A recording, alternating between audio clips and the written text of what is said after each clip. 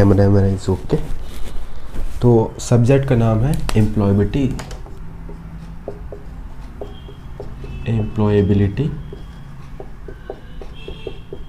Skills.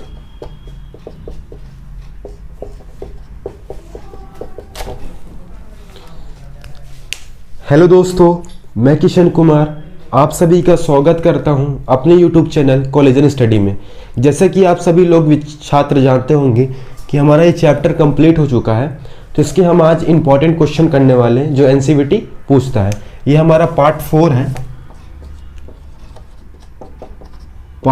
है, जिसमें अपन करने वाले हैं मोस्ट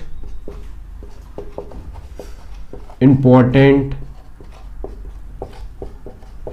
क्वेश्चंस। क्या करने वाले हैं? Most important question. तो चलिए शुरुआत करते हैं। एम्प्लॉयबिलिटी स्किल को तो मतलब जानते हो, रोजगार कौशल, जो महत्वपूर्ण प्रश्न आते हैं इस चैप्टर से। तो चैप्टर है ना इंट्रोडक्शन, चैप्टर नाम तो मालूम ना, इंट्रोडक्शन टू एम्प्लॉयबिलिटी स्किल। तो चलिए अपन शुरुआत करते हैं। जो मोस्ट इंपॉर्टेंट क्वेश्चन है उसकी ओर आगे बढ़ते हैं। क्या है, क्या आंसर है, क्या राइट है ना। तो चलिए, चार आपको जैसे बताया था मैंने कि 4 ऑप्शन आते हैं। Tick the correct, CBT base होता है, कंप्यूटर बेस्ड टेस्ट होता है, तो सभी लोग जानते हैं ना। दोनों लैंग्वेज पेपर आता है, हिंदी और इंग्लिश दोनों में। तो कभी कभी हिंदी मिस्टेक दिया रहता है, तो आप इंग्लिश में को भी देख सकते हैं ना। तो चलिए पहले इस क्वेश्चन की शुरुआत करते हैं। पहला क्वेश्चन है, राकेश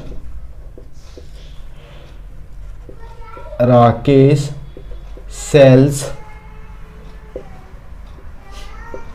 विभाग में कार्य करता है। राकेश सेल्स विभाग में कार्य करता है। उसे नवीनतम उत्पादों के बारे में जानकारी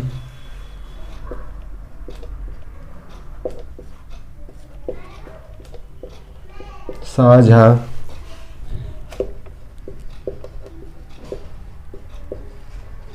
करने के लिए ग्राहकों को कॉल करना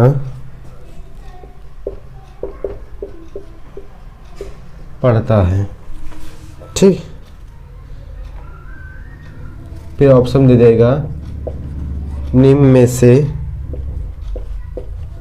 मैं डायरेक्ट आंसर करवाऊंगा, ऑप्शन नहीं लिखूंगा। निम्न में से कौन से कौशल से उसे सहायता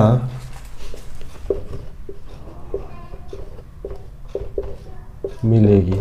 देखो क्वेश्चन आपका बोला है कि राकेश सेल्स, क्या बोला? राकेश सेल्स विभाग में कार्य करता है। राकेश जो है वो सेल्स विभाग में काम करता है और उसे नवीनतम उत्पादों के बारे में जानकारी साझा करने के लिए, उसे नवीनतम मतलब नया उत्पाद के लिए बारे में जानकारी साझा करने के लिए ग्राहकों को कॉल करना पड़ता है। तो उसे, जो राकेश है, वो जो नया प्रोडक्ट है उसकी जानकारी के लिए वो ग्राहकों को कॉल करता है। तो निम्न में से कौन सा कौशल उसे सहायता देगा? निम्न में से कौन सा कौशल उसे सहायता देगा? तो अच्छा संचार कौशल सहायता देगा। इसका आंसर क्या होगा? अच्छा संचार कौशल सहायता देगा। अच्छा संचार कौशल सहायता देगा। इसी प्रकार दूसरा प्रश्न है कि दूसरा प्रश्न ये है कि निम्न में से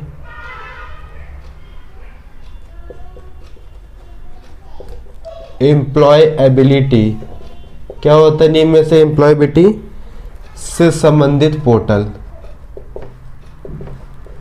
से संबंधित पोर्टल।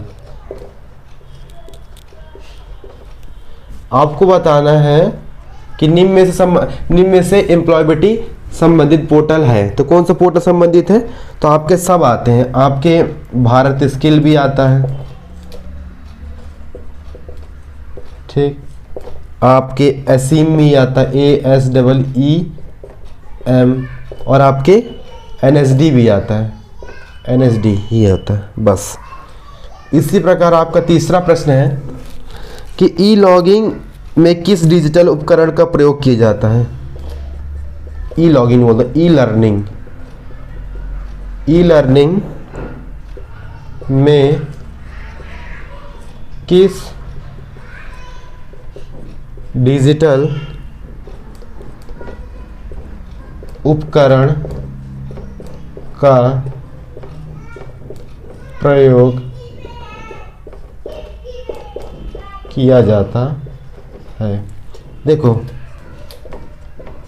ई लर्निंग में किस डिजिटल उपकरण का प्रयोग किया जाता है, तो आप बताओगे ई लर्निंग में आपके कंप्यूटर का प्रयोग किया जाता है, वेरी गुड, है ना, आपके कंप्यूटर का भी, आपके मोबाइल का भी किया जाता है उपयोग। ई लर्निंग में किस डिजिटल उपकरण का प्रयोग किया जाता है? तो कंप्यूटर का प्रयोग किया जाता है, मोबाइल का प्रयोग किया जाता है, और आपके टैबलेट का प्रयोग किया जाता है ना, ई लर्निंग में।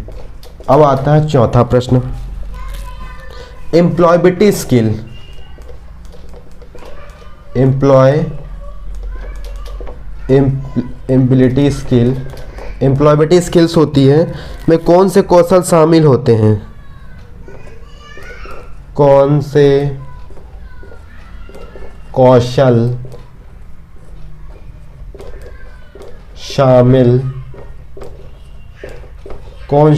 शामिल होते हैं? तो मैं बताऊंगा एम्प्लॉयबिलिटी स्किल्स में कौन से कौशल शामिल होते हैं। तो एम्प्लॉयबिलिटी स्किल में आपके संचार कौशल, कौन से? आपके संचार कौशल, ठीक, पहला। दूसरा आपके स्व प्रबंधन कौशल, स्व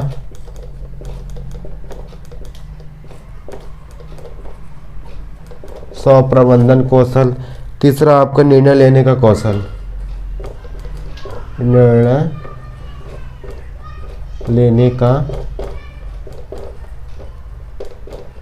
कौशल। तो आपको मालूम है एम्प्लॉयबिलिटी स्किल में कौन से कौशल शामिल होते हैं? तो संचार कौशल, आपके स्व प्रबंधन कौशल, आपके निर्णय लेने का कौशल, ये सब शामिल होते हैं। पांचवा प्रश्न में बोलेगा, निम्न में से कौन सा कौशल नहीं है? निम्न में से कौन सा कौशल नहीं है? तो इसका उत्तर होगा, कौन सा कौशल नहीं है? तो आप बताओगे झूठ बोलना। जो आपकी झूठ बोलना है वो आपकी झूठ बोलना, इनमें से कौन सा कौशल नहीं है? तो झूठ बोलना। आपके संचार भी है, टीम वर्क भी है, नेतृत्व भी है, ये सब आपके कौशल होते हैं, जबकि आपके ये कौशल नहीं होते, है ना। छठवां प्रश्न आपका ये बोलेगा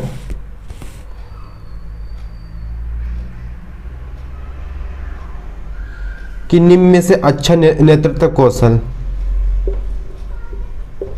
निम्न में से अच्छा नेतृत्व कौशल है तो कौन से होते हैं? निम्न में से अच्छा, जैसे अच्छे ये होते हैं,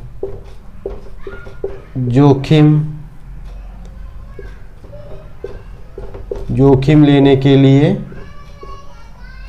तैयार रहना,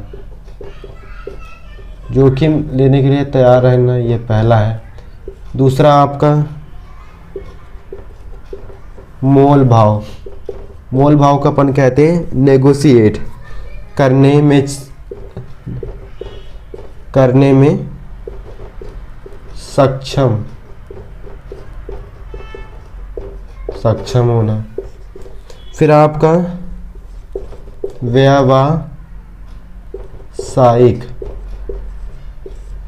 व्यावसायिक जरूरतों का विश्लेषण करके कंपनी के लिए धन व समय बचाना, ये होते हैं। देखो निम्न में से अच्छा नेतृत्व कौशल है, तो आप बताओगे जोखिम लेने के लिए तैयार रहना, मोल भाव करने में सक्षम होना, व्यवसायिक जरूरतों का विश्लेषण करके कंपनी के लिए धन व समय बचाना। ये सब है आपके 6 क्वेश्चन हो गए। मैं और क्वेश्चन कराने वाला हूँ, ठीक, तो बने रहिए हमारे इस वीडियो से। और क्वेश्चन कराने वाला हूँ, इसको मैं रब कर रहा हूँ, इसको कृपया नोट डाउन कर ले स्टूडेंट्स।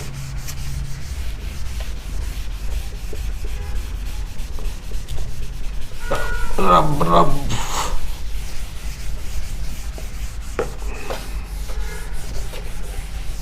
नेक्स्ट 6 क्वेश्चन हो गया था, अब 7 क्वेश्चन करेंगे हम लोग, 7 की ओर बढ़ेंगे। तो 7 में क्या है? 7 में है, इसमें भी ऐसे ही बोलेगा। 7 क्वेश्चन है,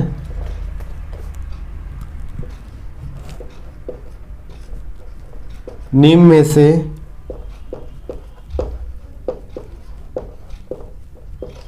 कौन सी स्किल उम्मीदवार के पास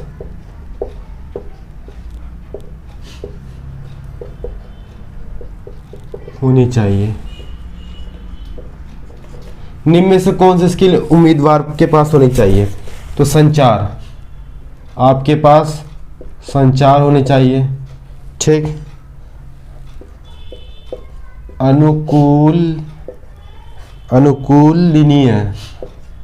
अनुकूलनीय होना, ठीक। इसके बाद समस्याओं को हल करने की क्षमता, समस्याओं को हल करने की क्षमता, ये हो गया, ठीक। तो निम्न में से कौन सी स्किल उम्मीदवार के पास होनी चाहिए? संचार, अनुकूलनीय होना, समस्याओं को हल करने की क्षमता। फिर अनुकूलनीय होने का अर्थ क्या होता है? देखो मैं इसमें आ गया, अगला प्रश्न आ गया, अनुकूलनीय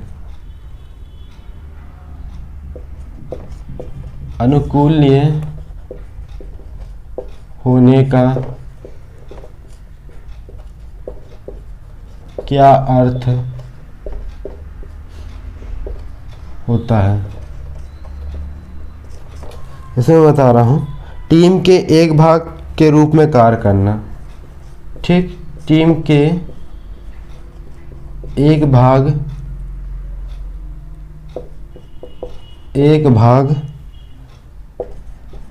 के रूप में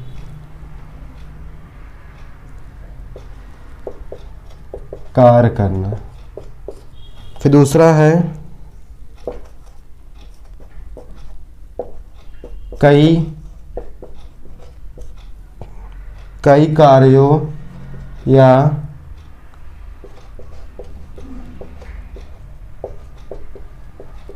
परियोजनाओं को पूरा करना, ठीक। फिर आपका तीसरा है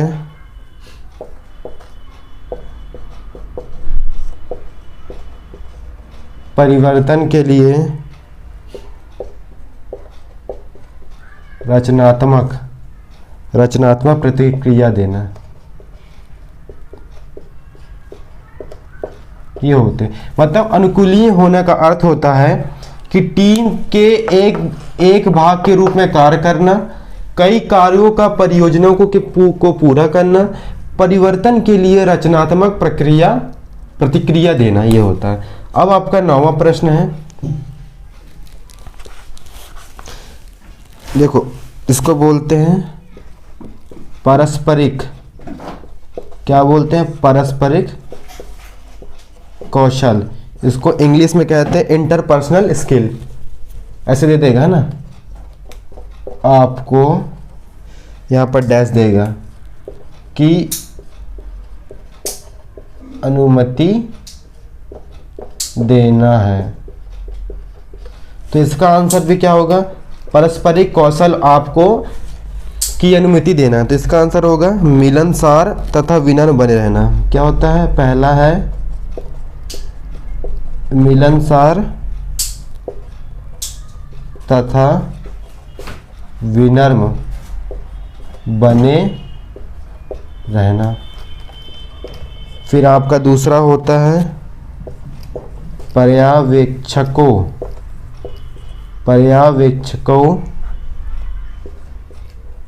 तथा सहकर्मियों का सम्मान करना।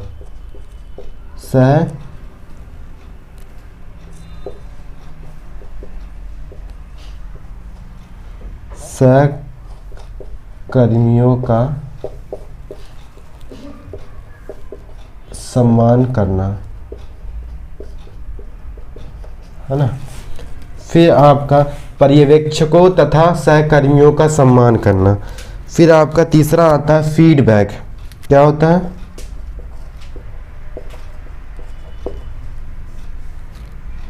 फीडबैक के लिए पूछने, ये होता है। आपका 10वां प्रश्न आता है ई लर्निंग मदद करता है।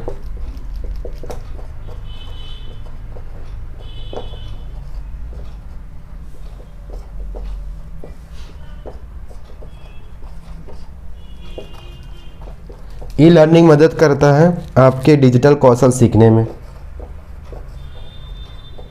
डिजिटल कौशल सीखने में, ठीक। दूसरा है करियर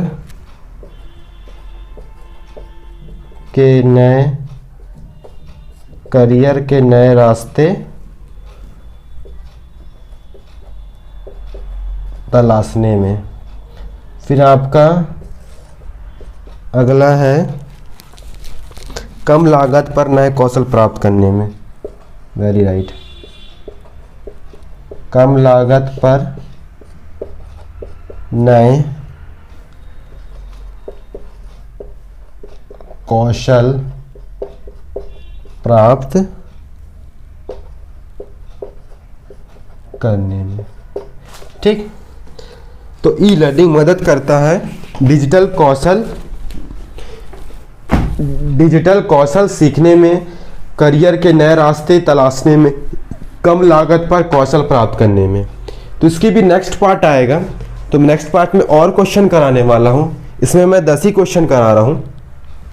तो आप सभी इस वीडियो से जुड़े रहें, और जो भी छात्र इस वीडियो को नहीं देख पाए होंगे तो वीडियो को कृपया शेयर करें और चैनल को सब्सक्राइब करें, बेल आइकन को प्रेस करें ताकि आप सभी लोगों के पास नोटिफिकेशन पहुंच सके।